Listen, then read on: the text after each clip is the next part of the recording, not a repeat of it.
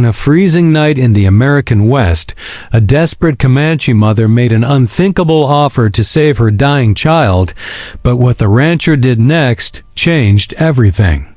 This is not just a survival story, it's a story of humanity, courage, and a choice that silenced the wild frontier. Watch till the end to feel the impact. Like, subscribe, and share to support powerful stories like this. The cold wind swept across the open plains, carrying with it the weight of a night that felt heavier than most. A Comanche mother stood at the edge of her ranch, her worn clothing torn by travel and hunger, her arms wrapped tightly around her dying child. Every breath the child took felt uncertain, fragile, as if life itself was hesitating.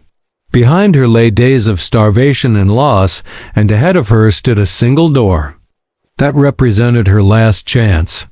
She had walked for miles with fading hope, driven forward only by a mother's instinct to save her child at any cost. When the door finally opened, warm light spilled into the darkness, revealing a rancher hardened by years of labor and solitude. His face showed surprise, then concern, as his eyes fell on the pale child barely clinging to life. The woman spoke slowly, her voice shaking, each word cutting deeper than the last. She made an offer born not of choice but of desperation, believing this sacrifice was the only way her child might survive. For a moment, the world seemed to stop, as if the land itself waited for the rancher's response. The rancher did not answer with words. Instead, he stepped aside and opened the door wider. That simple action carried more meaning than any speech could. Confused and uncertain, the woman hesitated, unsure whether she was being welcomed or judged. Then she crossed the threshold. Inside, the air was warm, filled with the scent of wood and fire. It felt like a different world, far removed from hunger, fear, and loss. Without delay, the rancher wrapped the child in a thick blanket, his movements calm and deliberate. The child's breathing remained shallow, but the warmth began to ease the stiffness in his small body. Water was heated, milk prepared, and the fire carefully tended. The woman watched in silence, fear slowly giving way to disbelief. She expected conditions, demands, or judgment, but none came. The rancher examined the child closely, then sent for the nearest doctor without hesitation. His urgency made it clear that this was not charity for show, but a genuine act of humanity. Time passed slowly as the fire crackled and the wind howled outside. The woman pressed herself against the wall, holding her breath with every sound the child made. When food was placed before her, she refused at first, thinking only of her child. But hunger overcame pride, and she ate quietly, strength returning with each bite. For the first time in many days, she felt a small spark of hope, fragile but real, settle in her chest. When the doctor arrived, he worked carefully, checking the child's fever and administering medicine. His expression was serious, but not hopeless. Instructions were given, bandages applied, and reassurance offered. The woman listened closely, memorizing every word, knowing she might need them again. After the doctor left, the rancher told her she could stay as long as necessary. The words were simple, yet they carried safety, dignity, and relief she had not felt in a long time. As night deepened, the mother held her child close, softly murmuring songs from her people. The firelight danced across their faces, casting gentle shadows on the walls. The rancher sat quietly nearby, keeping watch, aware that this moment was larger than himself. He understood that in a land shaped by violence and division, a single choice could echo far beyond one night. This was not just about saving a child, but about choosing humanity over fear. By morning, sunlight filtered through the window, and the child's breathing was steadier. Color had returned faintly to his cheeks. The mother whispered a prayer of gratitude in her own language, tears falling freely. Outside, the ranch looked unchanged, but inside, something profound had shifted. The rancher poured coffee and stepped outside, reflecting on how small actions could carry immense weight. His land was no longer just a place of work. It had become a place of refuge. As the day progressed, word quietly spread among nearby settlers. Some questioned the decision, others respected it, but the rancher remained unmoved. To him, suffering did not recognize race or tribe. Hunger and illness made all people equal.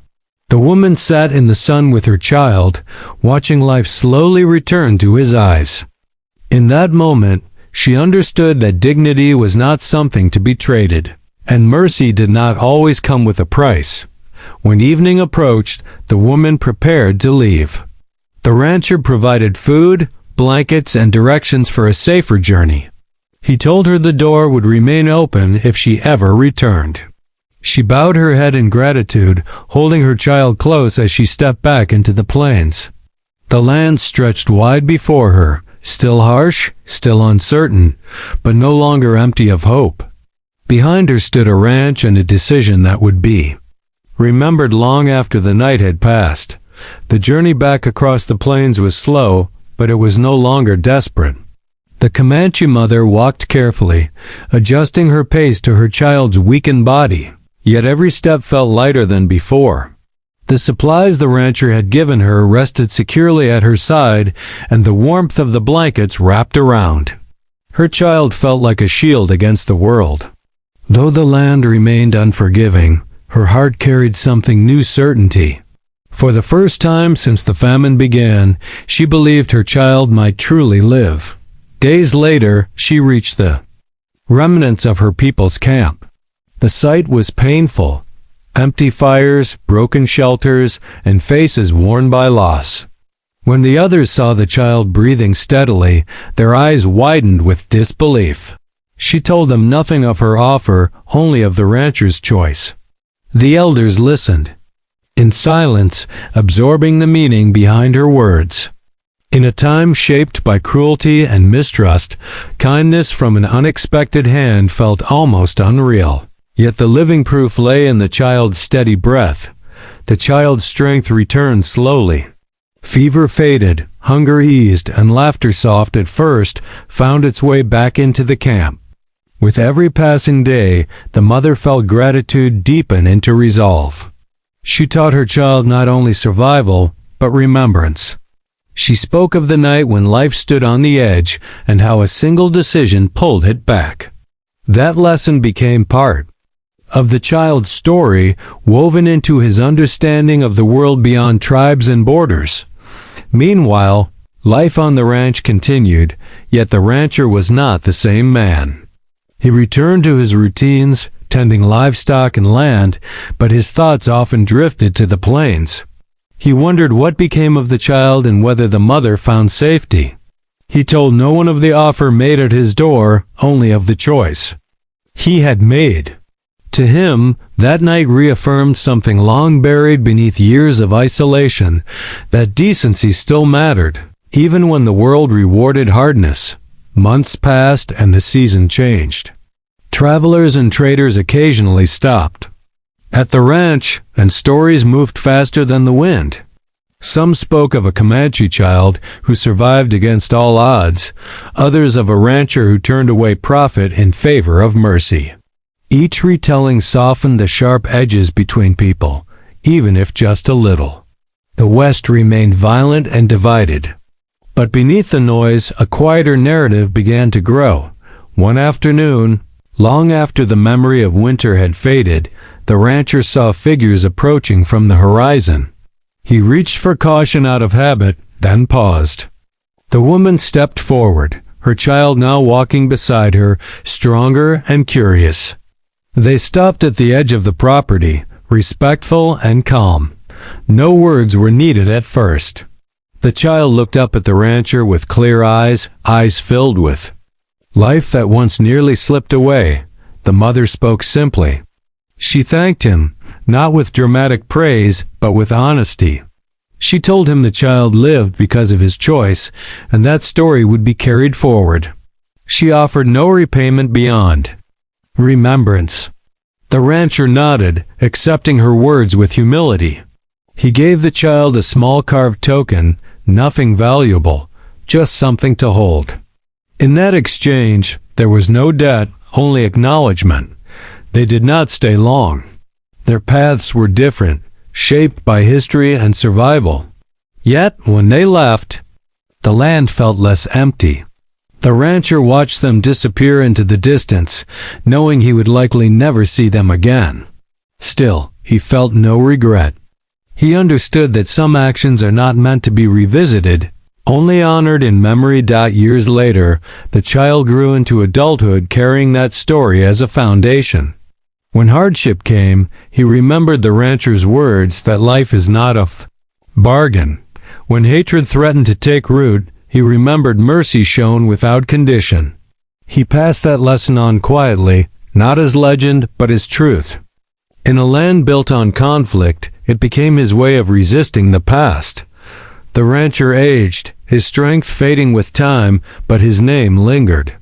Neighbors remembered him not for wealth or land, but for integrity. When he passed, there was no grand marker, only a simple grave and a memory shared by few yet powerful enough to endure. The plains remained wide and indifferent, but something unseen had changed.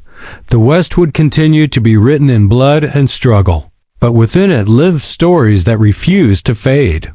This was one of them, a story not of conquest, but of restraint. Not of possession, but of protection. A mother's desperation met a man's humanity, and in that meeting, a child lived.